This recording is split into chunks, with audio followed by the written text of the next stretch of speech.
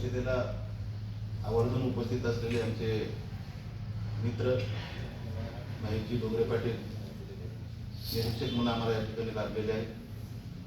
आमच्या जिल्ह्याचे अध्यक्ष ॲडव्होकेट ब्रह्माजी केंद्रे साहेब, चंद्रकांतजी टंगेटोल साहेब, डॉक्टर तानाजी चंदावर साहेब, मनोजजी चिखले, आता मी सर्वांची नावं या ठिकाणी घेऊ शकतो, परंतु आता सर्व महिला प्रतिनिधी, सर्वच शिवसेनेचे सर्व पदाधिकारी, उपस्थित पत्रकार बंधू आणि मित्रांनो, मी 11 तारखेला आदरणीय मुख्य नेते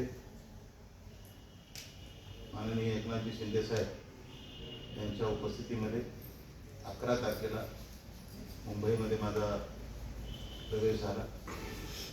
आज पहिल्यांदा तुमच्या समोर येत असताना माझी आणि जिल्हा प्रमुखाची, डॉक्टर साहेबांची, चंद्रची, सर्वच शिक्षणकांची, सर्वांच्या भेटी झाल्या आणि त्या भेटीच्या माध्यमातून त्यांनी अशी सूचना केली की या ठिकाणी महायुती म्हणून खरं तर भारतीय जनता पार्टी, राष्ट्रवादी काँग्रेस पार्टी, अजित पवार गट आणि शिवसेना पक्ष, एकनाथ शिंदे साहेब, ही महायुती आहे राज्यामध्ये.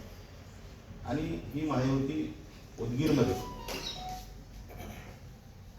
महायुतीच्या माध्यमातूनच नगरपालिकेची निवडणूक व्हावी अशा पद्धतीची भूमिका शिवसैनिकांनी या ठिकाणी घेतली. परंतु शिवसैनिकांच्या म्हणण्यानुसार किंवा सांगण्यानुसार त्यांनी त्या पद्धतीला प्रतिसाद दिला नसावा अशा पद्धतीची भूमिका आमच्या शिवसैनिकांची या ठिकाणी निर्माण झालेली आहे. आणि माझा कालचाच प्रवास अचानक माझ्या अंगावर ही जिम्मेदारी या ठिकाणी शिवसैनिकांनी सोपवलेली आहे. मी तुमच्या सर्वच पत्रकार बंधूंच्या, सर्व जनतेच्या, उदगीरकरांच्या, उदगीर मतदारसंघातील, महाराष्ट्रातील, लातूर जिल्ह्यातील सर्वच जनतेच्या आशीर्वादाने मी 10 वर्ष त्या ठिकाणी आमदार म्हणून काम केलं. उदगीरच्या सर्वांच्या विकासामध्ये भर पाडणारी मूलभूत गरजा असलेली मुख्य जी अडचण होती ती 15 दिवस उदगीरला पाणी मिळत नव्हतं. माझ्या आमदारकीच्या कारकिर्दीमध्ये लिंबोटीसारख्या धरणावर जे कोणीही, तुम्ही पत्रकार बंधू, अशक्य बाब आहे आणि ती शक्य होणार नाही अशा पत्रकारांच्याच बातम्या त्यावेळेस येत होत्या. परंतु मला तुमच्या सगळ्यांच्या सहकार्याने, जनतेच्या आशीर्वादाने मला उदगीरकरांना आज लिंबोटीचं पाणी कायमस्वरूपी पिण्यासाठी, पाजवण्यासाठी मला ती संधी मिळाली. आणि ती उपलब्ध करून, पाणी उपलब्ध करून आज जे उदगीरमध्ये जी माझी जनता आहे, जनार्दन आहे, मायबाप आहे, सगळे कुटुंब आहे, ते उदगीरचं पाणी, लिंबोटीचं पाणी कायमस्वरूपी या ठिकाणी उपलब्ध झाल्यामुळे ते आपल्या घरामध्ये आज पाण्यापासून जो वनवा पेटला होता त्याचा सुखद आनंद घेताना तुम्ही पाहता. हे कोणीही नाकारू शकत नाही. आणि म्हणून मला या ठिकाणी आवर्जून सांगायचं आहे की नगरपालिका ही मूलभूत हक्काची निवड, मूलभूत गरजेची निवड. आपल्या घराच्या समोरची स्वच्छता असेल, आमचं घर कशा पद्धतीनं बांधकाम केलं पाहिजे, कशा पद्धतीनं घराची लांबी, रुंदी, उंची असली पाहिजे, आमच्या घराच्या समोरील गटारामुळे जर, दुर्गंधीमुळे जर आमच्या आरोग्याला धोका निर्माण होत असेल तर त्या ठिकाणी आरोग्यासाठी दक्षता घेणारी ही निवडणूक आहे. नगरपालिकेच्या हद्दीमध्ये जर गोरगरीब जनता त्या ठिकाणी झोपडपट्टी परिसरात असतील किंवा चांगल्या सोसायटीच्या माध्यमातून असतील, कुठल्या कॉलनीमध्ये असतील, तर अशा ठिकाणी आरोग्याचा प्रश्न ज्यावेळेस निर्माण होतो त्यावेळेस त्यांच्या मूलभूत गरजा, आरोग्याची सेवा कशा पद्धतीने नगरपालिकेने दिली पाहिजे यासाठी आता महत्त्वाकांक्षी भूमिकेनं काम करण्याची आवश्यकता आहे.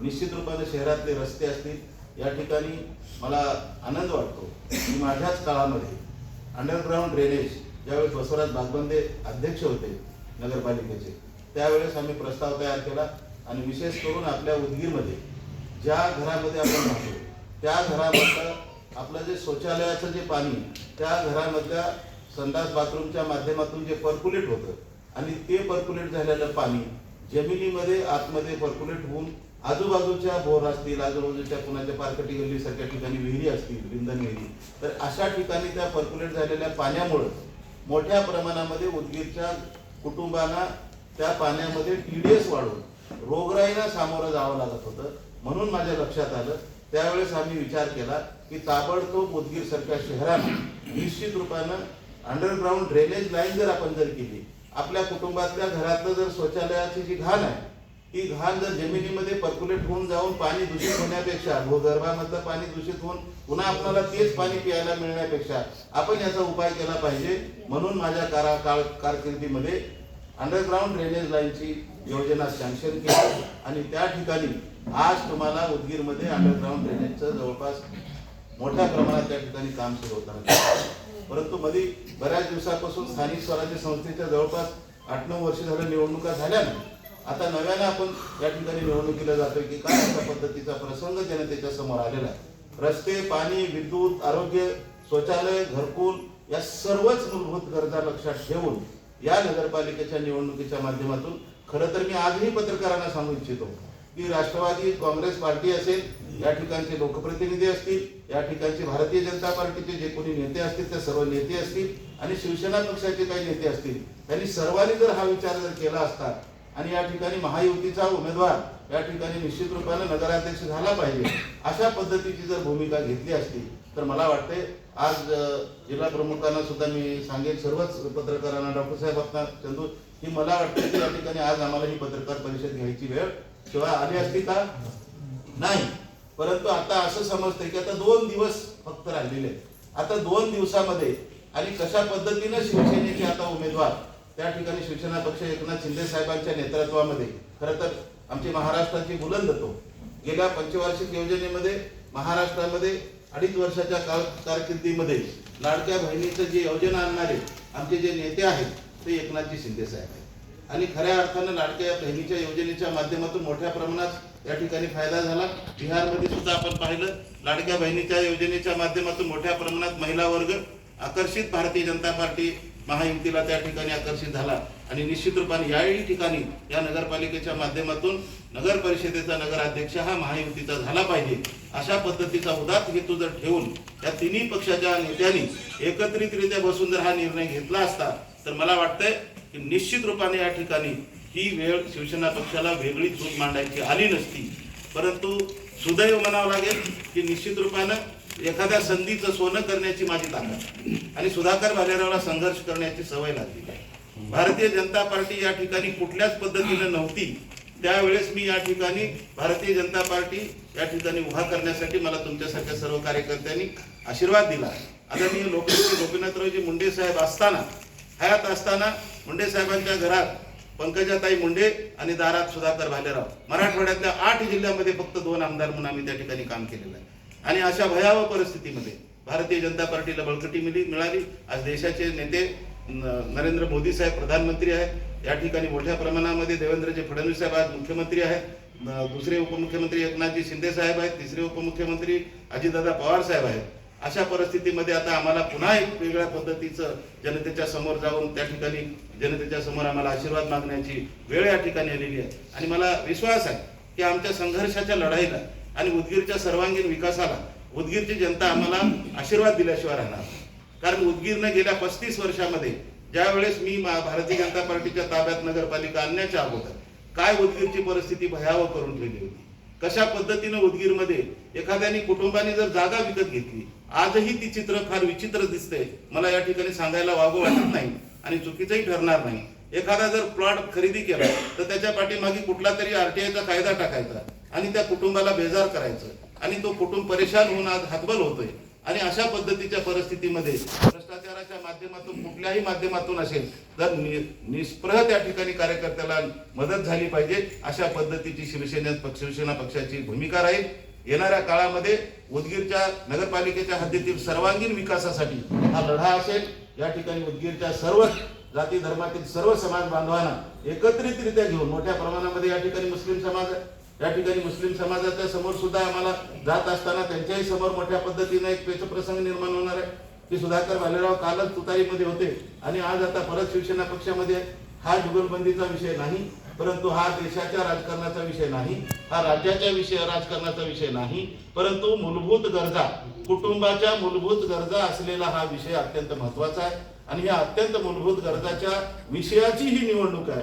म्हणून मी तुम्हाला पत्रकार बंधूंना एकच सांगेन की उदगीरकर ही जनता येणाऱ्या काळामध्ये 10 वर्ष सुधाकर भालेराव बिनशर्त नॉन करप्ट कुठलाही भ्रष्टाचार न होऊ देता या ठिकाणी प्रामाणिकपणाने कोणाचा चहा न पिता या ठिकाणी नॅशनल हायवे असतील, लिंबोटीचं पाणी असेल, उड्डाण पुलं असतील, उदगीरचे रस्ते असतील, ज्या ज्या काही गोष्टी, बस स्टँडची इमारत असेल, तहसीलची इमारत असेल, प्रशासकीय इमारती असतील, या ठिकाणी काही लोकप्रतिनिधींनी कामं केलेली आहेत, त्यांचंही मी कौतुक करतो. बनसोडे साहेबांनी सुद्धा या ठिकाणी पोलीस स्टेशनची इमारत बांधलेली आहे, गेस्ट हाऊसचं काम त्यांनी केलेलं आहे. या 2 इमारती त्यांच्या कालखंडामध्ये सँक्शन झालेल्या आहेत, ते मी मलाही नाकारता येणार नाही. परंतु ज्या बाकीच्या जुन्या बिल्डिंग आहेत त्या सुधाकर भालेरावच्या काळामध्ये आहेत, हे कोणीही नाकारू शकत नाही. तुम्ही कुठल्याही शासन प्रशासन लेवलवर जाऊन तुम्ही जर त्याची माहिती काढली तर सुधाकर भालेरावच्या काळामधले नॅशनल हायवे असतील, लिंबोटीचं पाणी असेल, प्रशासकीय इमारतीमधल्या काही इमारती असतील, ते माझ्या काळातल्या मंजुरी झाल्यात. काही भूमिपूजन करायची मला सवय नव्हती आणि कुठलाही भूमिपूजन मी केला नाही. नॅशनल हायवे एवढे मोठ्या प्रमाणामध्ये, लातूरला जाणारा नॅशनल हायवे, देगलूरकडे जाणारा नॅशनल हायवे, इकडून जळकोट नांदेडला जाणारा नॅशनल हायवे, इकडे कर्नाटक जाणारा नॅशनल हायवे, परंतु कधीही मी तो नारळ फोडून मी केलं हे बडेजावपणा न केल्यामुळे माझ्या उदगीरकर जनतेला मी एकच सांगू इच्छितो की माझ्या घरचं काही सोयाबीनचं रास केलेली, माझ्या बापाच्या शेतातली काही राज काढली किंवा कुठला तरी मी खजिना लुटून आणला आणि त्याच्यातून मी जनतेला दिला, अशा पद्धतीचा मी आविर्भाव कधी केला नाही. हा शासनाच्या प्रशासन योजनेतला जो फायदा आहे, जे रक्षक म्हणून तुम्ही मला आमदार केलं त्यावेळेस मी या ठिकाणी तुमचा रक्षक म्हणूनच या ठिकाणी काम केलं. मात्र ते मी त्याचा बडेजावपणा केला नाही, त्याची प्रसिद्धी केली नाही.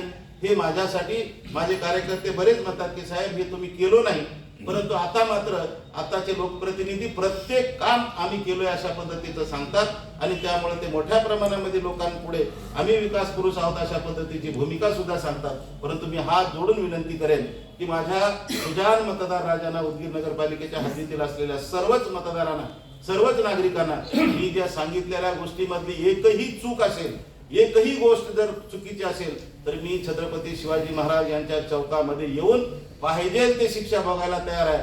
परंतु मी जे केलंय ते उदगीरकरांच्या हितासाठी केलंय, उदगीरकरांच्या जनतेसाठी केलंय आणि हे प्रामाणिक लढा आता शिवसेना पक्षामध्ये माझी या ठिकाणी प्रवेश झालेला आहे. आता मी पुढच्या कालखंडामध्ये सुद्धा उदगीरच्या सर्वांगीण विकासासाठी सर्व जाती धर्मातील, सर्व समाजातील समाज बांधवांना एकत्रित घेऊन तुमच्या सर्वांच्या पत्रकारांच्या उपस्थितीमध्ये पुढील आम्ही सेवा करण्याचं व्रत या ठिकाणी घेतलेलं आहे. म्हणून शिवसेना पक्ष हा धनुष्यबाण ही निशाणी आहे. येणाऱ्या काळामध्ये निश्चित रूपानं वेळ फार कमी आहे. तुम्ही सुद्धा म्हणाल की साहेब इथं काही तुमचं घडत नाहीये, परंतु महाराष्ट्रामध्ये मुख्यमंत्री म्हणून लाभलेले एकनाथजी शिंदे साहेब त्यांची धनुष्यबाण असलेली ही निशाणी आणि आज सुद्धा उपमुख्यमंत्री म्हणून लाभलेले ही धनुष्यबाण निशाणी सर्वांसाठी परिचित आहे आणि धनुष्यबाण हे तुमच्यासाठी निश्चित रूपाने आज जरी या ठिकाणी समोर तुमच्या प्रभागामध्ये आलं तर भरभरून जनता आशीर्वाद देईल हा मला विश्वास आहे. आणि म्हणून या ठिकाणी सर्वांगीण विकासाच्या मूलभूत गरजेसाठी हा लढा आता आम्हाला एकट्यानं लढावं लागेल अशा पद्धतीची भूमिका जिल्हा प्रमुख आमचे ब्रह्माजी केंद्रे साहेब असतील, आमचे तालुक्याचे मंडळी असतील, प्रदेशाचे